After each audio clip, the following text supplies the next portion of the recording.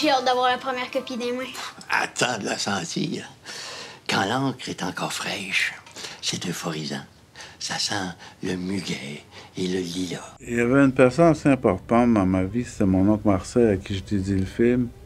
Lui, il était pour la séparation de l'Église et de l'État, là. Il était assez radical.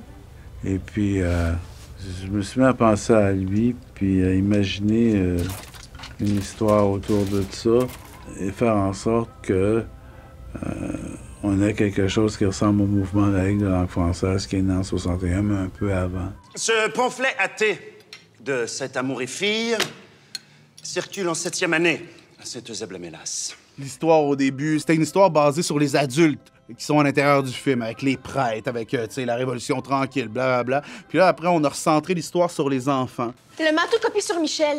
Hey, la punaise de sacristie.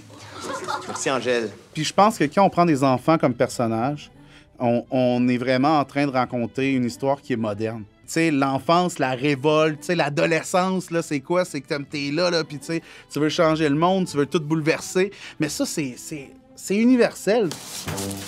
Le baseball, pas le chapelet. Hey! La fulgurante Charlotte Saint-Amour, messieurs les oives.